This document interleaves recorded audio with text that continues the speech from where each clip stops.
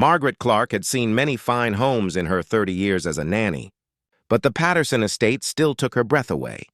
At 58, with silver threading through her dark hair pulled back in a neat bun, she approached the grand entrance with the quiet confidence of someone who had raised other people's children with more love than some parents ever managed.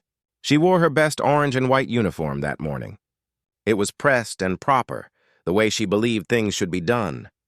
Margaret had learned long ago that children needed consistency, warmth, and someone who truly saw them, not just their behavior, but their hearts.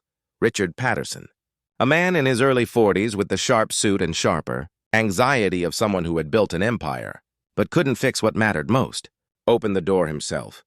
His tie was slightly loosened, his eyes carrying the weight of sleepless nights. "Mrs. Clark, hon," he said, his voice hoarse. "Thank you for coming on such short notice. We've been through 4 nannies in 6 months. My son, Thomas, he's 8 years old, and he's been getting weaker. The doctors can't figure out why. Every test comes back normal, but I can see him fading. Day by day, Margaret's heart, that reliable compass that had guided her through decades of childcare, gave a little pull. Or may I meet him?" she asked gently. Thomas was small for 8 years old, with light brown hair that fell across his forehead and eyes that seemed older than they should be. He sat on the living room sofa, surrounded by toys he wasn't playing with, a stethoscope around his neck like he'd been playing doctor. But he wasn't playing now. He was just still. "Hello, Thomas," Margaret said, settling herself on the couch beside him, not too close, giving him space. "I'm Margaret, but you can call me Miss Maggie if you like." The boy looked at her with those ancient eyes. "Are you going to leave too?" he asked quietly. "Well," Margaret said thoughtfully, "I hadn't planned on it. I was hoping we might be friends. Friends don't usually leave friends, do they?" And something flickered in Thomas's expression. Not quite hope, but perhaps the memory of what hope felt like. Over the next few days, Margaret observed everything. She noticed how Richard would come home from work, exhausted and worried, barely able to look at his son without his face crumpling.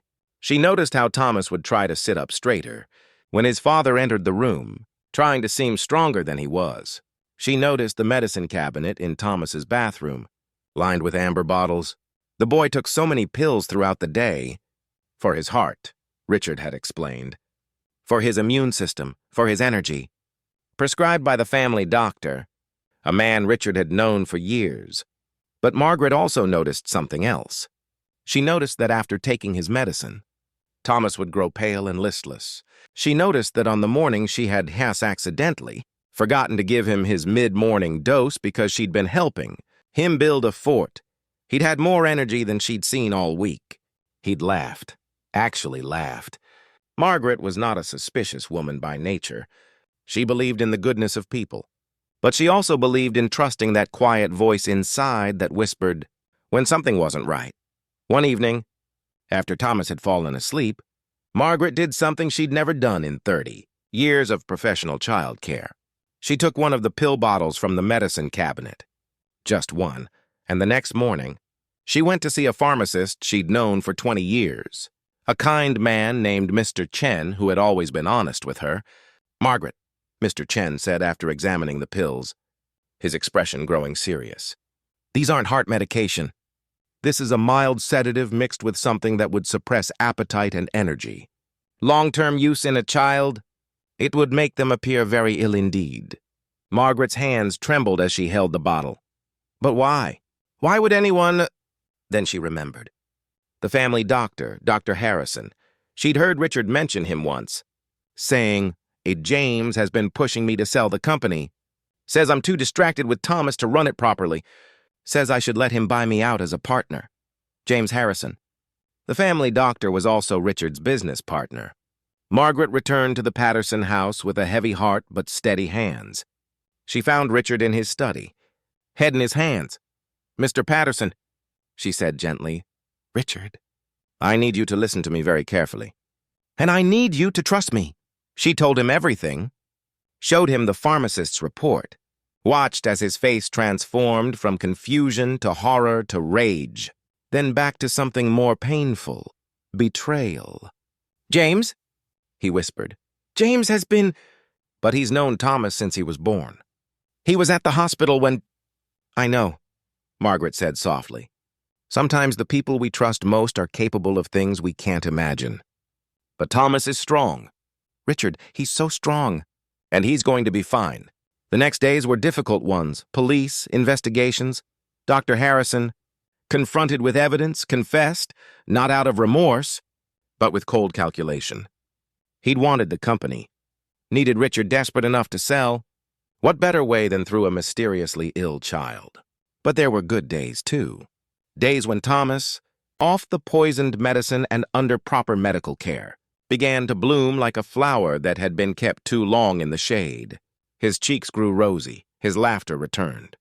He played doctor again, but this time with the joy of imagination, rather than the sadness of understanding, his own mortality. One afternoon, Margaret found Thomas using his toy stethoscope to bakon checken, her heartbeat while they sat together on the couch. What's happening? Richard asked from the doorway, and there was something different in his voice now, something lighter.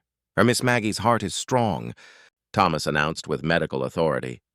Then he looked up at her with those eyes that were finally young again. Really strong, strong enough for all of us. Richard came and sat with them, and for the first time since Margaret had arrived, he pulled his son close without fear shadowing his face. I don't know how to thank you, Richard said to Margaret over Thomas's head.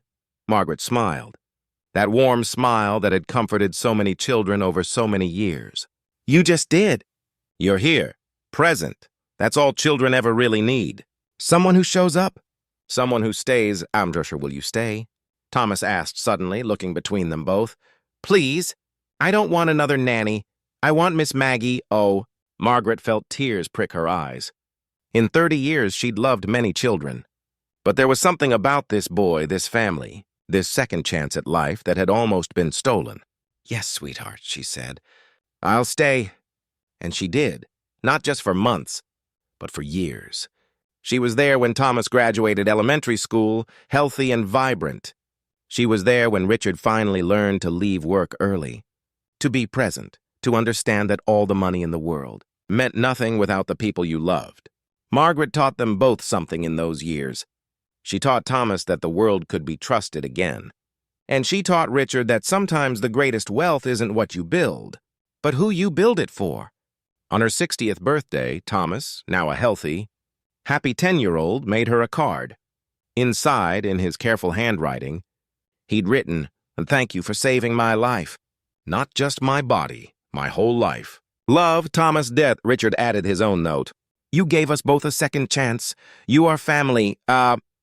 Margaret kept that card in her apron pocket. On the hard days, she'd touch it and remember what she'd always known in her heart. That kindness isn't just something you do. It's something you are. And when you show up for people, when you really see them and trust what your heart tells you, you can change everything. Sometimes saving someone doesn't require grand gestures or dramatic rescues. Sometimes it just requires paying attention, caring enough to notice, being brave enough to speak up, and staying, always staying,